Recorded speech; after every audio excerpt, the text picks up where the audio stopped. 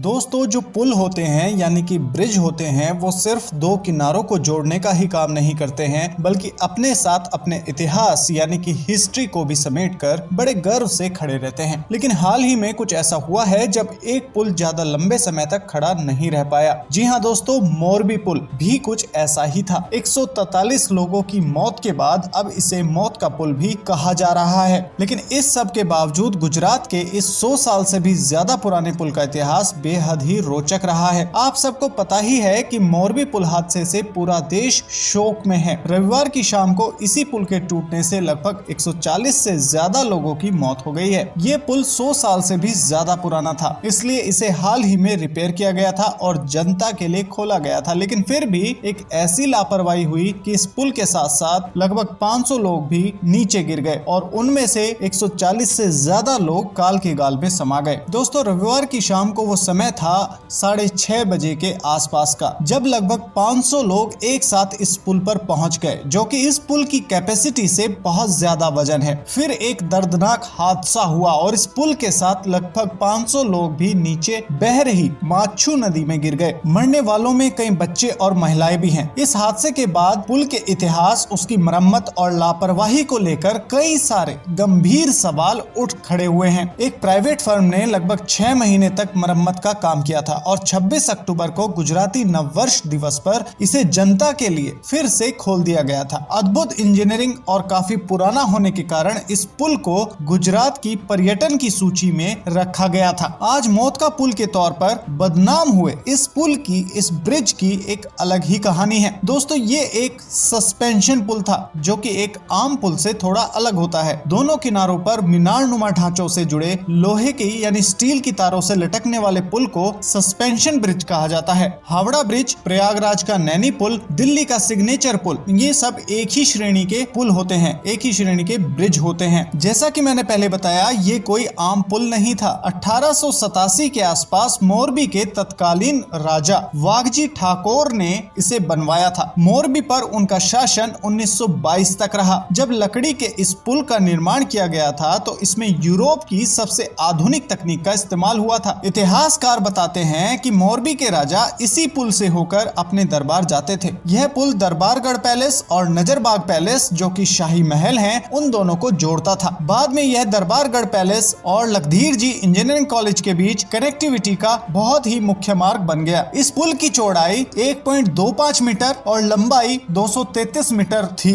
यह पुल मोरबी की शान रहा है। लोग यहाँ पहुंचकर यूरोप की तकनीक का अनुभव किया करते थे। कैमरे वाले फोन आने के बाद सेल्फी का क्रेज बढ़ता गया। रविवार को लोग घूमने के लिए पुल पर पहुंचे थे। उत्तराखंड में गंगा नदी पर बने राम और लक्ष्मण झूला की तरह यह गुजरात में काफी मशहूर था। पहली बार इस हैंगिंग ब्रिज का उद्घाटन 20 फरवरी 1879 को यानी 1879 को तत्कालीन मुंबई गवर्नर रिचर्ड टेम्पल ने किया था। दोस्तों आपकी जानकारी के लिए बता दूं कि इस पुल को बनाने के लिए जितनी भी सामग्री लगी थी वो सारी सामग्री इंग्लैंड से आई थी और इस ब्रिज को बनाने में उस समय 3.5 लाख रुपए का खर्च आया था। 2001 में आए भयानक भूकंप में इस ब्रिज को बहुत ज्यादा गंभीर नुकसान हुआ था। जैसे ही कोई मोरबी में प्रवेश करता उसे यह सस्पेंशन ब्रिज अपनी ओर आकर्षित करता था। नदी के किनारे का वो नजारा लोगों को विक्टोरियन लंदन का एहसास कराता था। राजकोट से 64 किलोमीटर दूर स्थित मोरबी में इमारतें 19वीं सदी के यूरोप के टक्कर की बनाई गई थी। मोरबी के पूर्व शासक अंग्रेजों की तकनीक से इतना प्रभावित थे कि उन्होंने पूरे शहर में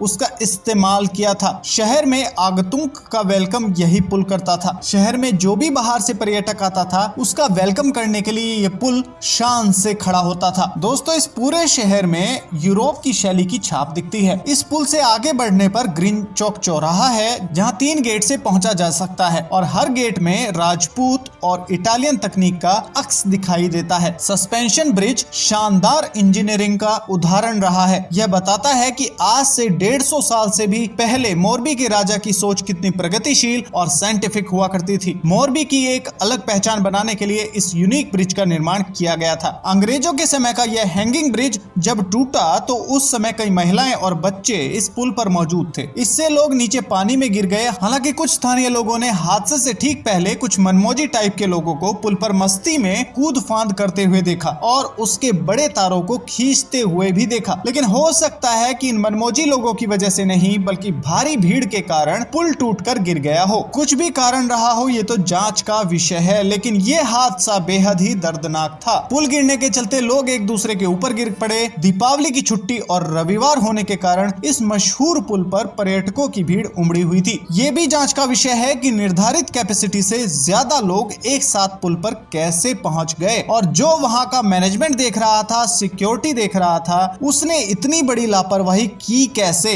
दोस्तों अंत में हम आपसे भी अपील करते हैं कि जब भी आप ऐसी किसी जगह घूमने जाएं तो उस स्थान की बारीकी से जांच कर लें और उसकी पूरी जानकारी ले लें और उसके अनुरूप ही व्यवहार करें ताकि ऐसे हादसे से बचा जा सके। उम्मीद है दोस्तों कि आज की वीडियो में मोरबी पुल के बारे में दी गई जानकारी आपको पसंद आई होगी। अगर आज की वीडियो की जानकारी आपको पसंद आई है तो इस वीडियो को लाइक कर दीजिए, अपने दोस्तों के साथ सोशल मीडिया पर शेयर कर दीजिए। मिलते हैं अगली वीडियो के साथ, तब तक आप बने रहिए यूट्यूब चैनल अक्षज एंटरटेनमेंट के साथ। खुश रहिए, मुस्कुराते रहिए। जय हिंद, वंदे मातरम।